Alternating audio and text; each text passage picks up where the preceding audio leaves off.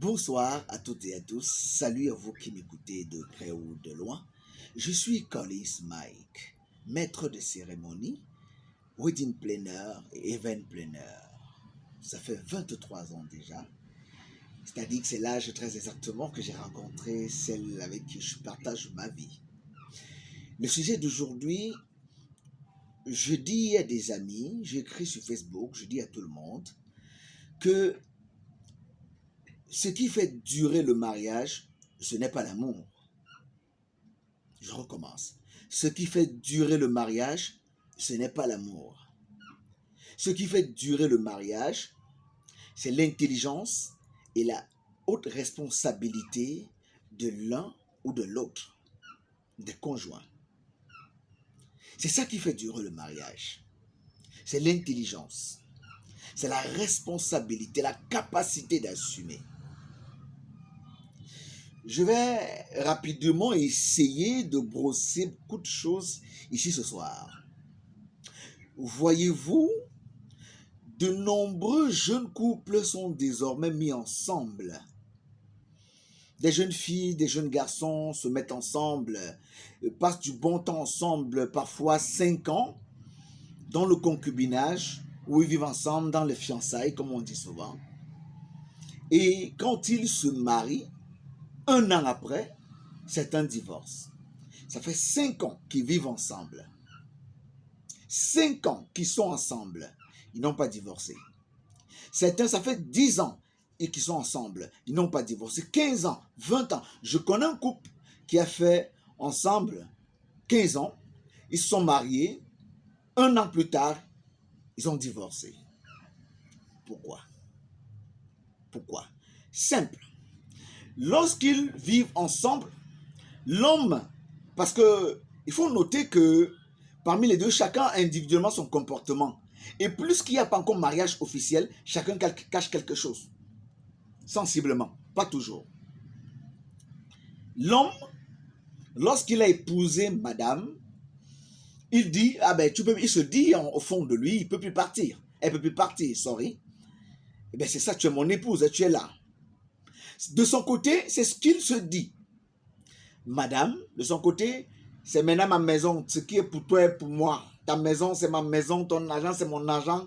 Mais je vais voir ce que tu vas faire. Mais je ne peux plus partir d'un claquement de doigts. Ça m'appartient aussi. Et quand ce type de pensée corrompue commence à s'installer, il y a une guerre froide à la maison. Une rivalité non dite et non déclarée. Lorsque madame fait un petit truc, même si ça n'a rien à voir avec ce que pense le mari, que c'est parce qu'on s'est déjà marié officiellement qu'elle fait telle chose, alors à ce moment, le mari dit, c'est parce que je t'ai épousé officiellement que tu fais telle chose. Il se le dit au fond du cœur. La guerre froide s'installe à la maison. Il ne se parle plus, il n'y a plus de pardon, on n'essaie plus de dialoguer pour dégager les incompréhensions. Et la goutte d'eau déborde rapidement le vase. Les gens se séparent. Ça, c'est une autre façon de voir les choses.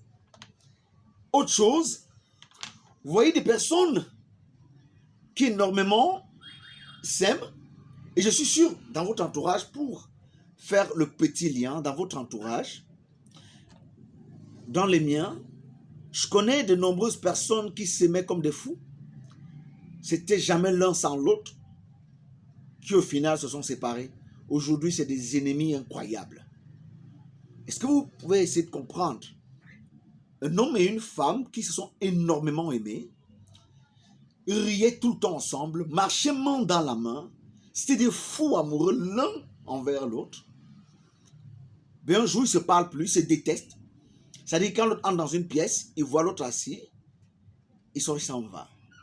Ils ne se supportent même plus, ne serait-ce que du regard. Et pourtant qu'ils s'aimaient bien. Des grands professeurs de français, les analystes vont vouloir dire beaucoup d'autres choses. Pour moi, je dis, il y a eu un problème d'intelligence et de responsabilité. C'est tout. Maintenant, la deuxième phase que je voulais prendre pour vous, Vous voyez, un homme et une femme, ils se marient, ils sont ensemble, commencent à faire des enfants. Quand ils commencent à faire des enfants, monsieur, se sentant délaissé, seul, parce que madame a mis ses 80% d'amour sur les enfants qui naissent, il part vers l'extérieur, il va dehors.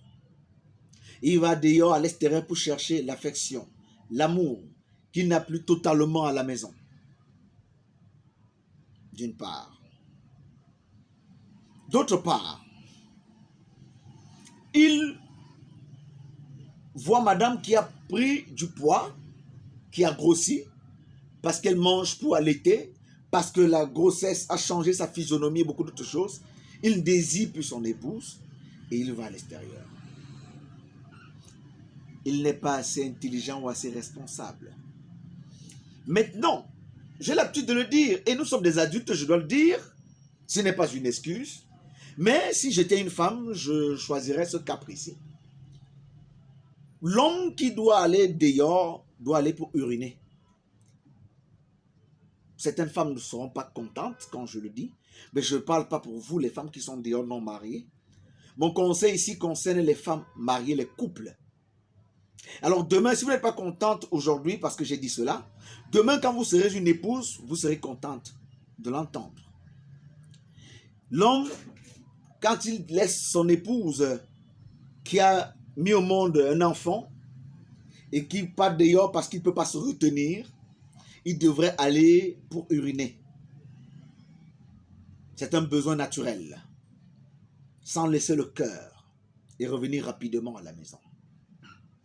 Après avoir dit cela, moi je voudrais rapidement dire que madame doit toujours s'arranger à gérer un peu de ce côté-là. Autant mieux faire ce peu. Lorsque vous négligez totalement et carrément votre homme, votre mari, votre monsieur, ça c'est pas bon.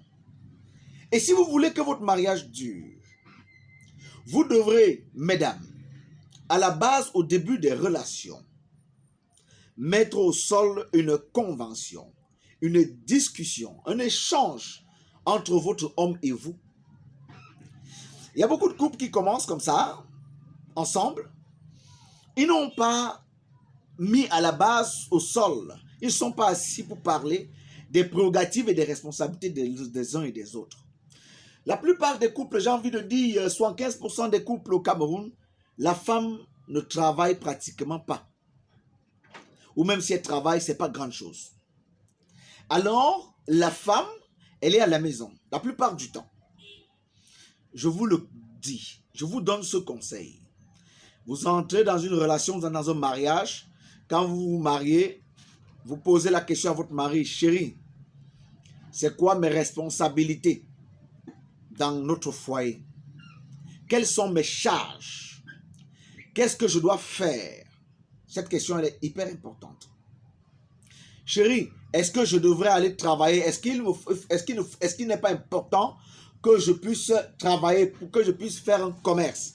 Quand vous allez poser cette question, votre mari sera le premier à penser, à estimer que vous devrez d'abord faire les enfants avant de vous lancer dans le travail ou dans le business.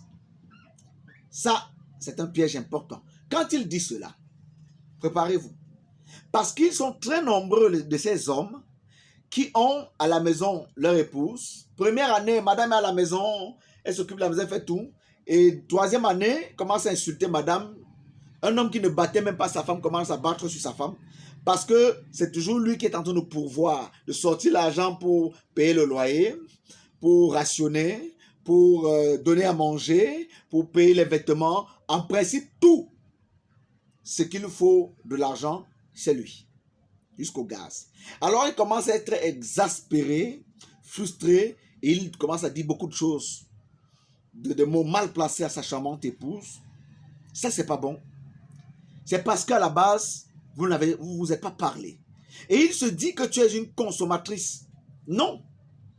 La femme n'est pas une consommatrice dans ce sens. Madame qui est à la maison, loin de tout ce que vous pouvez imaginer, travaille plus que vous qui est dehors en train de chercher l'argent. C'est bizarre quand ça sort de la bouche d'un homme, n'est-ce pas? Okay. Madame, quand il y a les enfants dans le couple, dans la maison, madame se lève toujours minimum à 5 heures. La plupart des femmes dans les foyers se lèvent à 5 heures, 4h30. Il faut réveiller les enfants, il faut prendre soin. Il faut chauffer la nourriture. Il faut chauffer la nourriture, il faut faire la lessive. Il y a beaucoup de choses à faire. Il faut repasser le vêtement de monsieur, les chemises de monsieur, pantalon, qui doit aller travailler avec, ainsi de suite. Il faut habiller les enfants qui doivent partir à l'école. Il faut commencer à penser ce qu'il faut aller acheter pour cuisiner pour le courant de la journée. Il faut faire le ménage partout à la maison. Essuyer la poussière, laver le sol, balayer, nettoyer les douches, les toilettes qui sont sales, les carreaux, le pot. Monsieur s'est levé, il s'est rapidement brossé, et il a trouvé la chemise repassée, il s'est habillé, il est parti. Madame, à la maison, c'est elle qui fait tout le reste. Et quand elle a fini vers midi, certain nombre de choses, elle doit cuisiner, cuisine parfois, et il faut aller chercher l'enfant à l'école. Si ce n'est pas très loin, si ce n'est pas monsieur qui le fait. Si on n'a pas pris un bain skinner pour le faire. S'il n'y a pas de bain skinner, elle va cuisiner jusqu'à 15 heures. Elle est fatiguée. Elle se couche un peu pour regarder le petit téléviseur, boum, le sommeil. Le temps de se lever. Les enfants qui sont déjà revenus de la maison, sont en train de gambarder à gauche à droite, de crier, de venir secouer maman. Paul m'a tapé, papi m'a cogné, il m'a giflé, il m'a griffé. Maman est au centre de tout. Le petit sommeil dont elle avait besoin ne peut pas être là. Avant de voir, il est 18 heures. Monsieur est sorti du boulot peut-être depuis 15 heures. Il est parti prendre un pot avec ses amis. Peut-être parfois avec une petite, peu importe. Et du coup, il rentre à la maison parfois à 19h, 20h. Et peut-être qu'il aurait pu rentrer tôt, plus tôt, et donner le coup de main à madame, en ce qui concerne les enfants. Parfois, certains fuient même la maison parce que les enfants gambardent, bavardent, discutent, interpellent. Alors, ils veulent la tranquillité. Il rentre à 20h. Madame doit servir le repas à table. C'est le repas, ils doivent manger, tout. Madame doit donner quelques coups aux enfants, les entraîner à lire, à écrire, contrôler un certain nombre de choses. Et monsieur est devant son petit téléviseur, il zappe parce qu'il va regarder les matchs et tout ce qui peut en suivre. Et après, 22 heures par là, on est au lit. Madame est exténuée. Madame aussi doit faire son travail, son devoir conjugal. Elle doit donner la deuxième nourriture à monsieur. Et pourtant qu'elle est exténuée. Elle ne peut pas être très engagée dans l'action sexuelle. Et ce qui est encore aussi marrant et grave, monsieur, lui aussi de son côté, plus que c'est la nourriture qu'il a trop l'habitude de manger, il n'est plus très engagé, très actif. Quand il veut faire l'amour avec madame, il pense uniquement à son plaisir. Il monte, le petit coq, terminé, il a déjà versé la sauce, et c'est terminé, il se couche, il dort. Madame est frustrée. Madame est frustrée. Alors que lorsqu'on veut jouer, on veut jouer ça dehors, on est en compétition. On sort tous les derniers piches. Acteurs porno. Oh oui. Alors, madame est frustrée et cette frustration invite et appelle l'infidélité. Lorsqu'un ancien camarade de classe va commencer à l'écrire en inbox, oh, t'es jolie, ouh, j'adore ta photo, elle est magnifique, tu es trop belle, tu me plais beaucoup. Et bah, elle va commencer à être sensible. Parce que vous ne regardez plus madame pour dire, waouh, t'es trop belle. Je t'aime aujourd'hui plus que hier. Vous dites plus un certain nombre de choses. Madame apparaît parfois à la maison comme un pot de fleurs. Non. Je vais vous dire quelque chose. Quand j'ai fait 5 ans dans ma vie, dans ma relation avec celle qui est mon épouse aujourd'hui, après 5 ans, je ne désirais plus mon épouse. Je voulais partir, je voulais laisser tomber. Heureusement que je suis une personne intelligente et responsable. Alors, cette histoire trottait dans ma tête pendant 3 mois de suite. Je m'interrogeais, je dois partir. Et la décision était pratiquement à 80-75%. Non, je ne l'aime plus. Et alors, je me suis posé cette question. Si je pars de cette relation aujourd'hui et que je vais trouver une autre femme, est-ce que 5 ans après, je ne vais pas encore laisser cette femme et partir? Sachez qu'un moment arrive dans la vie de couple où le désir part, où l'amour finit. C'est à vous de raviver la flamme, de rallumer cette flamme d'amour qui est en train d'essayer de s'éteindre. Pas de petits jeux, de petites machines, de petits trucs. Ensemble. Monsieur comme madame, vous deux, vous devez l'assumer. Il est hyper important de le savoir.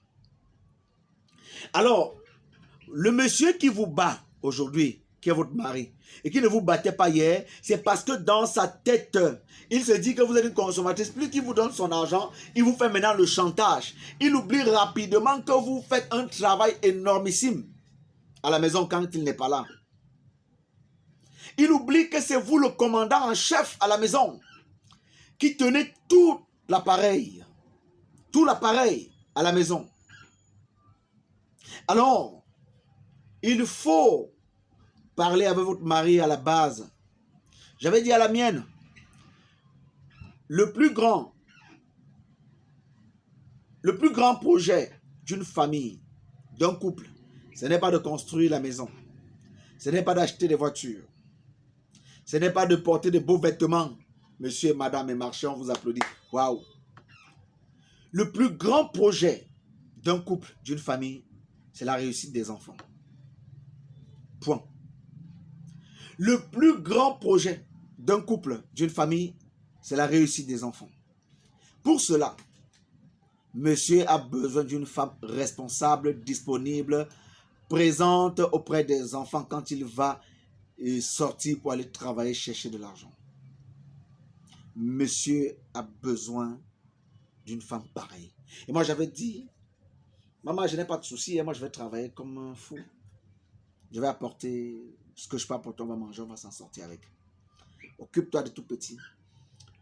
Il y a 2 périodes dans lesquelles il ne faut pas s'amuser. Il faut être très attentif. Lorsque l'enfant nage entre 4 ans et 7 ans, ne vous amusez pas. Soyez attentif à cet enfant. 4 ans et 7 ans. Mettez cet enfant au pas. Au pas. Sans amusement. Vos histoires glamour, mon petit bébé, machin. Entre 11 ans et 15 ans ou 16 ans, ne jouez pas. Mettez l'enfant au pas. C'est l'âge de la puberté. Si vous parvenez à tenir vos enfants entre ces différentes tranches d'âge-là, vous aurez accompli quelque chose d'important. Même si après les amis déstabilisent leur cerveau, ce qui sera très difficile parce que vous aurez inculqué une personnalité, inculqué une attitude à ces enfants. L'âge de 11 à 16 ans, on veut connaître tout ce qu'il y a sur la terre. Découvrir le sexe, découvrir le dehors, estimer qu'on a les certains droits, ainsi de suite. Il y a beaucoup de choses. Alors, moi je vous le dis, en vérité, prenez cela avec une haute importance. Ne battez plus sur votre femme, soi-disant elle n'apporte rien dans le foyer. Mesdames, ne laissez plus vos hommes vous battre. Lorsqu'il a donné une gifle, d'accord, il peut se fâcher parce que tu as dit quelque chose, fait quelque chose, bam, ainsi de suite, ok. Mais plier le coup de poing sur vous, ainsi de suite, nada. Dès lors qu'il fait ça pour la première fois, vous vous levez le premier même jour, c'est pas après. Ramassez vos choses, n'ayez pas peur, partez. Il va vous faire le chantage, pas alors, on va voir 100 ans, on va voir machin. Il disait ça là. Allez, vous faites seulement 1 semaine chez vous.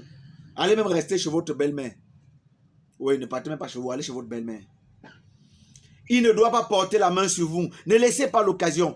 Les femmes qu'on tape et tue aujourd'hui, c'est parce qu'elles ont laissé faire hier. Il a commencé doucement, vous avez laissé faire. Il a cru que vous étiez son tantam après. Ne permettez pas cela. Non. Donc, il faut qu'on soit clair. Vous devez parler avec votre mari. Madame, vous devez vous battre lorsqu'il arrive la période sèche. Où vous êtes en train de vous occuper des enfants, des petits-enfants partout, par-ci, par-là, et que vous donnez 80% de votre amour aux enfants. Essayez de diminuer encore 20% sur les enfants, mettez sur votre mari. pour consolider l'amour dans le foyer. Il y a les hommes qui ne se rendent pas compte que les enfants ont aspiré tout. Ont tout pris, ont tout aspiré. Je me souviens, je m'étais plaint chez mon épouse. Elle va suivre la vidéo. Mais écoute chérie, je n'existe plus par là alors. Mais tout pour toi ce sont les enfants. Tu me gères plus. Tu as plus mon temps. Je l'ai dit à mon épouse. Je me plaignais chaque fois. Et je me suis consolé en disant, ok, nous avons commencé ensemble à 2. Quand ils vont partir, on va se retrouver encore à 2, tu auras besoin de moi. J'ai arrêté de me fâcher. Donc, il y a tout ça qui compte. Et si vous n'êtes pas intelligent et responsable, vous n'allez pas rapidement comprendre. Vous devrez comprendre ce qui se passe pour savoir comment gérer. Quand vous êtes un mari intelligent et responsable. Alors, pour terminer, apprenez à vous parler. Il y a énormément de divorces ici dehors parce que les gens ne se parlent plus. Mesdames, ne fouillez plus le téléphone de vos maris. La mienne connaît les codes. Moi, je dis voilà ça. Si tu veux fouiller, c'est ton problème. Vous comprenez ce que ça veut dire? Le code, maman connaît parce que si elle tombe les fait l'accident, il faut bien qu'elle puisse débloquer pour Orange Money, machin, patati, MTN, machin, pour faire des transactions. Ne fouillez plus les téléphones de vos maris. Laissez ces maris, parce qu'à la base sont vos enfants. Ces petits enfants qui sont grands là, qui sont vos maris. Faire quelques folies. Donnez à ces maris l'amour, l'affection, la nourriture qu'il faut. Les 2 nourritures convenablement. Soyez l'épouse parfaite. Ne vous mettez en rivalité avec personne. Soyez la meilleure. Et là, vous aurez fait quelque chose de magnifique. Vous allez bâtir un couple important. Il y a une question qui tourne depuis en boucle sur Facebook. Je voudrais donner mon avis très rapidement là-dessus. Si votre maman vit chez vous et que vous êtes à mission chaque fois et que vous devrez donner l'argent de la ration à une personne, ce sera à votre maman ou à votre épouse. Cette question est absurde. Elle ne mérite même pas d'être posée. C'est parce que cette génération est tellement puérile que ce type de débat existe. Mais votre épouse est la ministre de l'Intérieur de la maison. Ce n'est pas votre maman. Votre maman n'est jamais la ministre de l'Intérieur de votre maison. Jamais. Votre maman a été ministre de l'Intérieur dans sa maison. Et quand je parle de cela, ma mère, c'est de ma mère que j'aime beaucoup. La personne qui doit aller faire le marché, qui va contrôler l'argent que je donne pour le mois, c'est mon épouse. Ce n'est pas ma mère. Ma mère maintenant a droit à son petit argent de poche. Je vais partir et dire, maman, mets-en dans ta poche. S'il y a des petites choses qui te plaisent, ok. Mais c'est mon épouse qui doit contrôler la nourriture, les achats, des choses qu'il a fait, sa maison. Maintenant, si mon épouse vit chez nous, chez ma mère, mais c'est l'occasion pour ma mère de se reposer, mon épouse doit aller faire le marché, contrôler l'argent. Je donne l'argent de ma mère de poche. Maintenant, je donne l'argent à mon épouse pour qu'elle... C'est mon épouse, mon épouse ne peut pas être là. Vivre 1 mois, 2 mois, 6 mois chez nous. Avec ma mère, c'est ma mère qui fait la cuisine. C'est ma mère qui fait le marché. C'est elle qui doit prendre les choses à main. Cuisiner et nourrir ma mère. Ma mère a passé toute sa jeunesse, sa tendre jeunesse à me nourrir. À me préparer, cuisiner, faire manger. Aujourd'hui, si mon épouse se retrouve chez nous, c'est elle qui va faire les achats, cuisine pour donner à ma mère. Maintenant, je résous le problème. S'il faut donner l'argent de poche à maman, je donne l'argent de poche à maman. C'est tout. Ne méprisez pas vos épouses. Vos épouses seront des belles-mères demain. Aujourd'hui, en tant qu'épouse, elle doit jouer son rôle d'épouse. C'est la ministre de l'Intérieur. Alors, vous pouvez nous regarder sur notre chaîne YouTube Mariage de rêve, sur notre page Facebook Mariage de rêve. Écrivez-nous, likez, abonnez-vous. Si vous avez besoin de conseils, n'hésitez pas. Je vais vous en donner. Je suis certain. J'en ai donné à de nombreux jeunes ici dehors et ont trouvé la solution. Ça fait 23 ans que je vis avec une épouse. 23 ans de vie, ce n'est pas 23 ans d'un long fleuve tranquille. C'est de bataille. Mais je refute et je refuse le propos qui est dit quand l'homme et sa femme dorment sur le même lit, c'est deux ennemis qui dorment sur le même lit. Je ne suis pas d'accord. Ce n'est pas vrai. C'est ma moitié, c'est mon cœur, c'est mon bébé qui dort à côté de moi. On peut ne pas être d'accord sur un certain nombre de choses. C'est normal, c'est la vie. Deux individus, c'est deux différences. Collins Mike, c'est mon nom. Tout le plaisir est le mien de vous servir, de présenter à chaque fois vos mariages. Et je suis très heureux parce que si j'ai présenté aujourd'hui 1000 mariages, tous ces mariages vont magnifiquement bien. Presque tout. Parce que je me souviens de 2 mariages où ils se sont séparés. Je n'ai pas envie de citer le nom ici, faire une mauvaise publicité. Non. Moi, j'aime quand mes couples restent ensemble. C'est pour cela que lors des entretiens, je parle aux couples. Je parle à mes jeunes futurs mariés. Portez soin, prenez soin de vous, portez-vous bien et passez du bon temps. Demain, c'est dimanche. Écrivez-moi, appelez-moi, on va se parler. Collins Mike.